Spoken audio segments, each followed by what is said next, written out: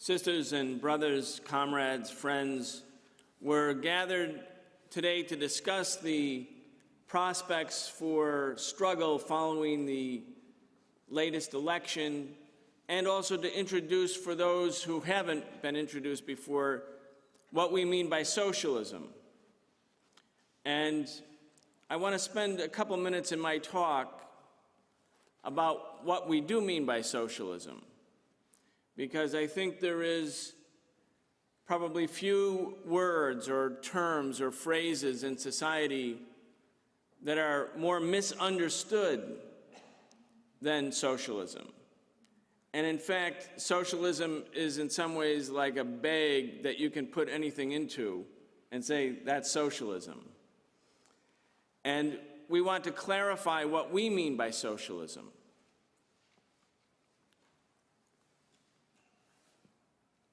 Socialism has, in the United States, and because the United States dominates so much of the world's media and culture, has become viciously demonized over the past 5 decades. As a matter of fact, we consider anti-socialism or anti-communism to be maybe the unofficial religion of the United States, an article of faith, so deeply held that everyone knows the last thing you want to be is a socialist. And that's very convenient and helpful to the capitalist ruling class, so that when great crises come about, like the crisis that we're in today, where even during the recovery, and we're in the economic recovery now, this isn't the recession, this is the recovery, 30 million people are unemployed or underemployed, and 4 million families are losing their homes because of foreclosure, and students are bankrupt but can't go bankrupt, not legally, because they're being crushed by student debt. That level is so high that the aggregate number of student debt now in the United States, the richest country in the world, is more than $1 trillion.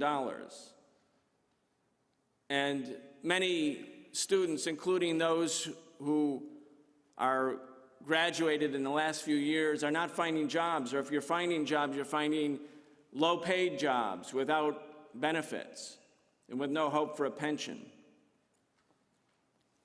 It's very convenient for the capitalist ruling class during those kind of times when the capitalist system itself is exposed as a bankrupt system for people to hate the very system which is the only alternative to capitalism. And so anti-communism has an important social function. Anti-communism is so deep and profound in America, in fact, that when President Obama came into office with that wave of euphoria and optimism in 2008, 2009, and promised to end the situation whereby 50 million Americans couldn't go to a doctor when they're sick because they don't have health care insurance, when he promised to do that, he adopted the most tepid, pro-capitalist health care plan you could possibly get. It was what's called now Obamacare, but was really the Republican health care plan, which was to insist that the uninsured buy insurance from private insurance companies who provide insurance not because they want to help sick people get better or have well people stay well, but they want to make profit off of the fact that we do get sick. So 50 million people, according to the Obama health care law, now must buy insurance from private insurance companies, or they will be fined. He did that rather than the thing that the people wanted, which was a single-payer health plan, Medicare for all, in other words, and 77% of the American people, according to the New York Times in March of 2009, supported single-payer health plan. He did that. He adopted the Republican pro-capitalist health care plan, and when he did it, the Republicans got on their high heels and said, that's socialism. I mean, socialism is such a demonized term that when President Obama adopted a Republican pro-capitalist health care plan, they even called that socialist. Socialism is just a punching bag, and everything evil that's associated with whatever the program is at the moment can be labeled socialism. So what do we mean by socialism? For those of you who are here for the first time and hearing us for the first time, what we mean by socialism is very simple. It means that a worker has a job or a job for life, that a job, employment, is a guaranteed right. It means that health care is a guaranteed right, free health care. That child care, free child care, and decent child care is a guaranteed right. That affordable housing is a guaranteed right. That's the foundational premise of what we mean by socialism. Under capitalism, employment, for instance, is only the decision of the capitalist class. Whether you work today or tomorrow or next month or ever will be because a capitalist employer has decided to hire you. The capitalists, even the ones who are making great profits, may decide to lay you off, as they just did with the Hostess Twinkies workers, for instance. Wonder Bread, Ding Dong, Twinkies, you name it. 19,000 workers were just laid off when their union, the bakers, decided to go on strike rather than accept another wage cut. And the private equity firms that bought Hostess in 2004 took a completely profitable company, not bankrupt at all, but because the workers were demanding higher wages and benefits, said, we're bankrupting this company, and we're shutting it down. And then 19,000 workers will lose their jobs, even though the company's profitable. It's a decision made by private equity firms who are really bankers in disguise. They don't care about the workers, and they don't care about Twinkies, and they don't care about anything except maximizing their profits. And they can take the brand name Twinkies and repackage it and have it be produced by factories in India or China, where workers make 1/10 of what the American workers make, and they can still sell Twinkies internationally, and people will buy Twinkies because they know the brand. But 19,000 workers lost their jobs last week because the capitalist, private equity bankers decided that they did it. Under capitalism, employment and the right to employ belongs to the capitalist class, and we are hired so that they can maximize profit. And in the case of Hostess or any other company that's shut down or laid off, we are fired if it helps them make profit. Socialism means that workers have a right to a job, that they have a right to employment, and the same with health care, free health care. How is socialism possible? How is it possible to guarantee employment? It is, and this is what we mean also by socialism, by nationalizing or expropriating the wealth of the capitalist class, the 1%, or the 0.1 of the 1%.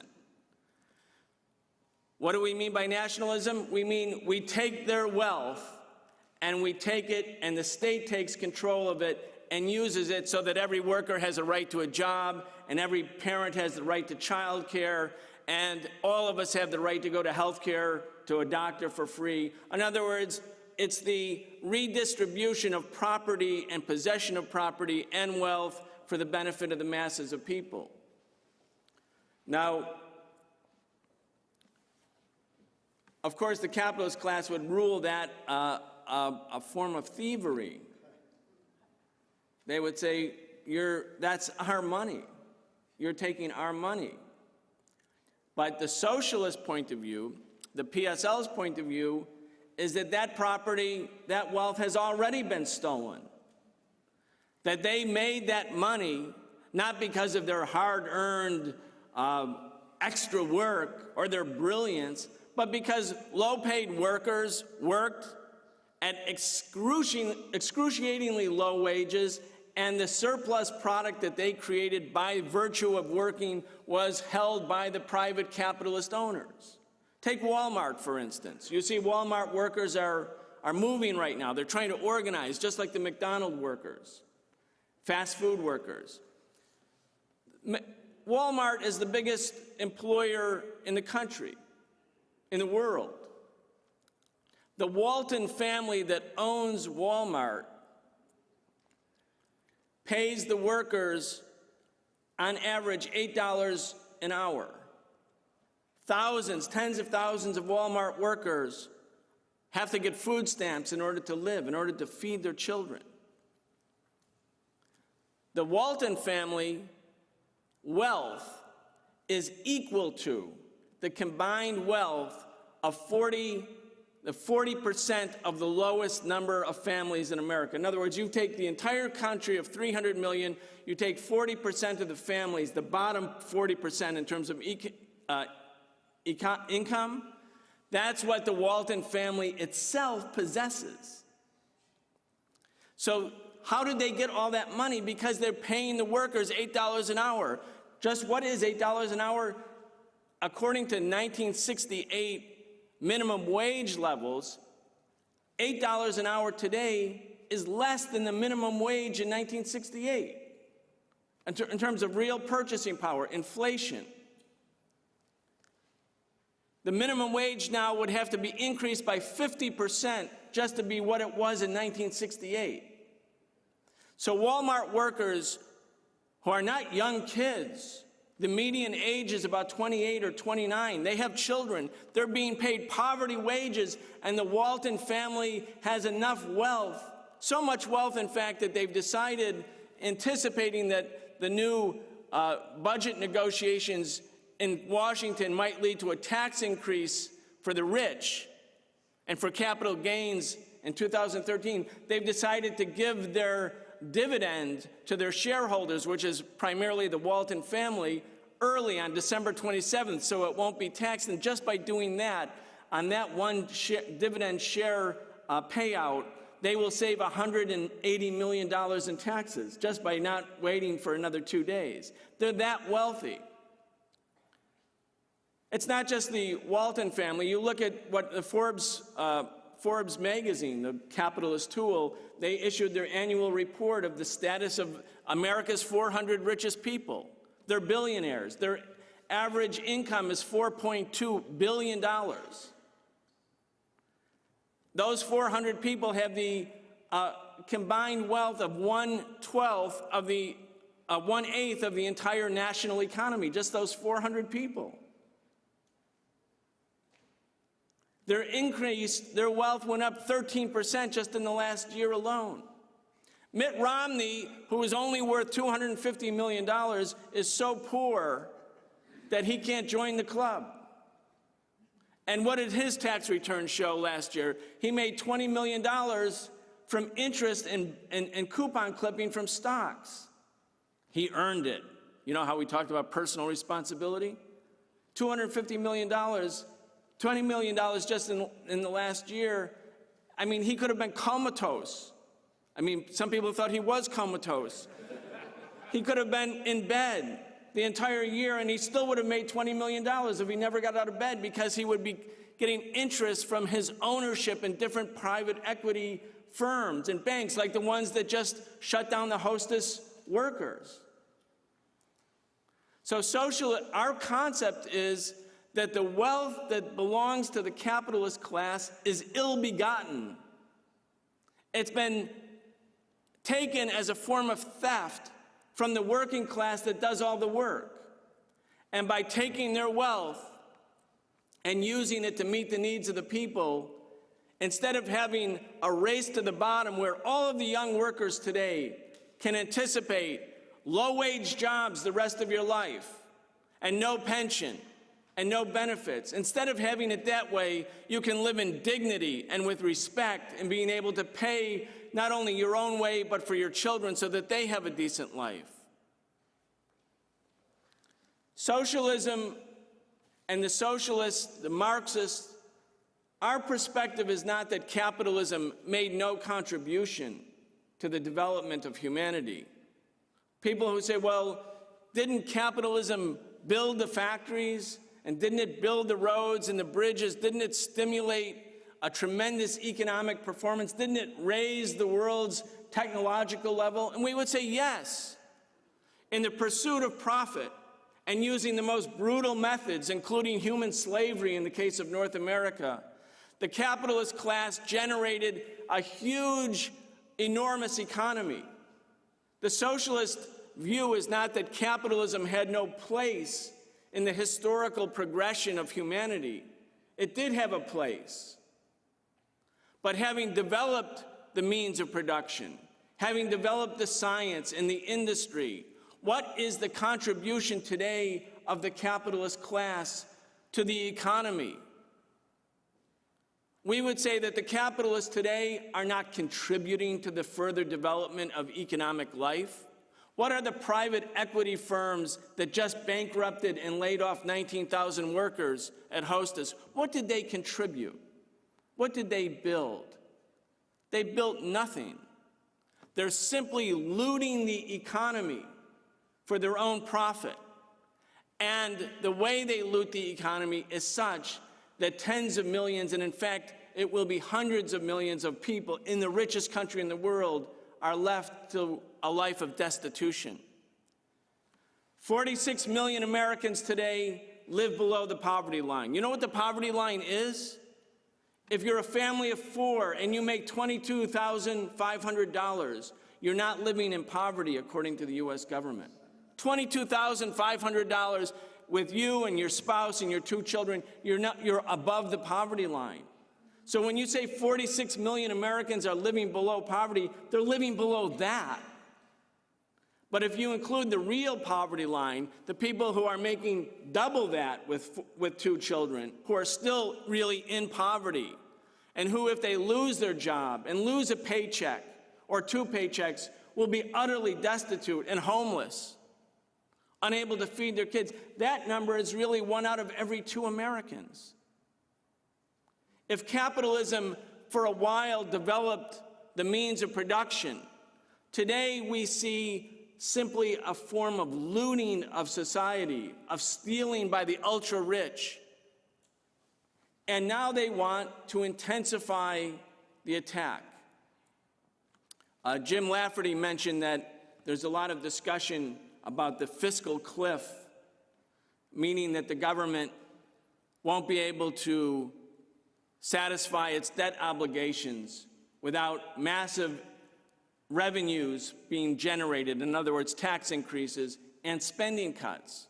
And so there's a dance going on between Obama and the Republican Party over how much to cut. Generally speaking, taxes will go up for almost everyone. Generally speaking, the plan by both the Republicans and the Democrats is to cut Social Security and to cut Medicare and to cut Medicaid. I mean, that's completely unnecessary.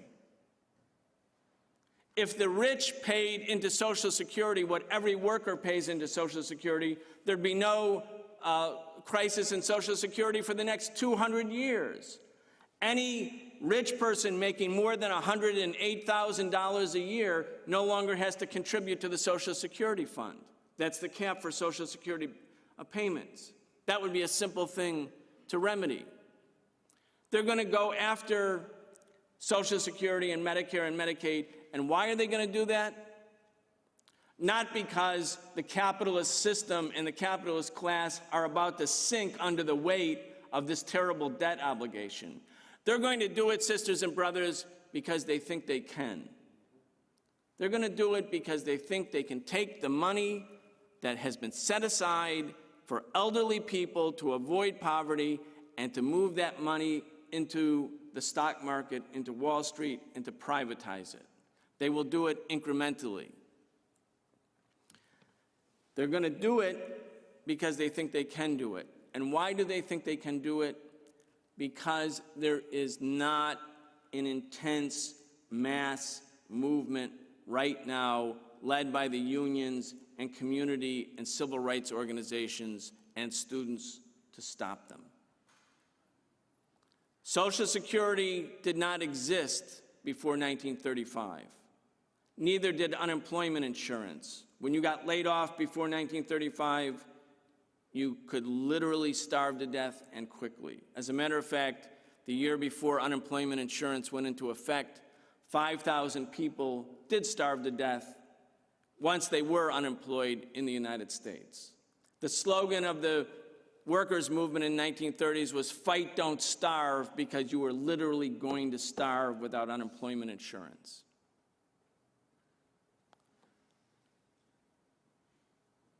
Social Security was one, unemployment insurance was one, the right to form unions was one, because workers stood up and fought back.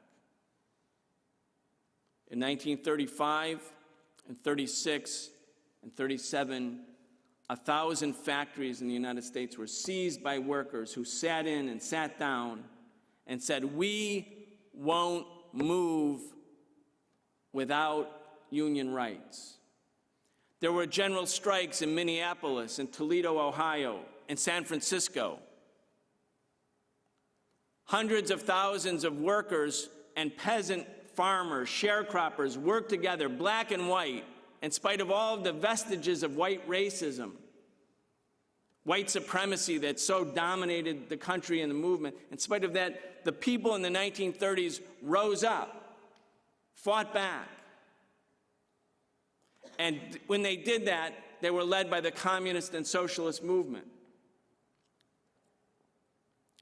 What we're saying today, sisters and brothers, at this conference, when we talk about socialism and capitalism, is not an academic exercise. It's not an abstraction.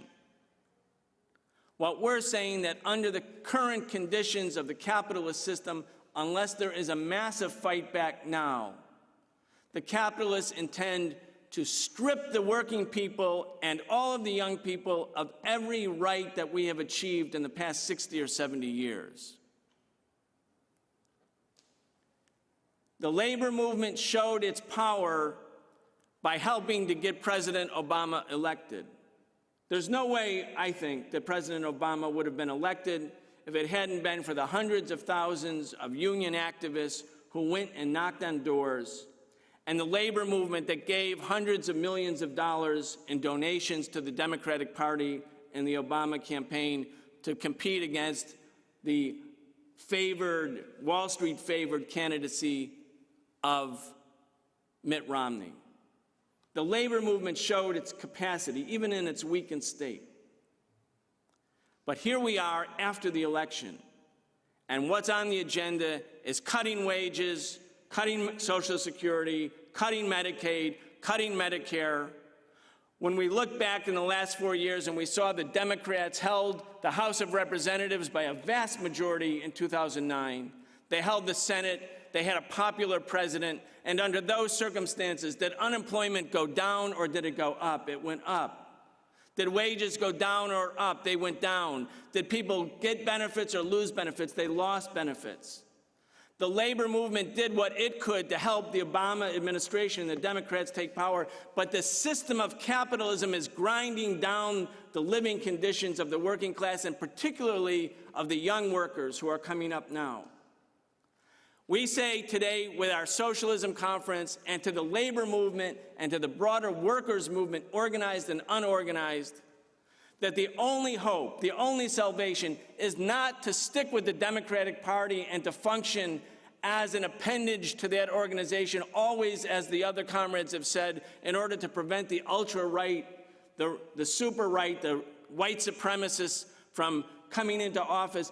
The role of the labor movement and of the socialist movement and all of us in this room is to organize a people's fight back, a grassroots people's fight back.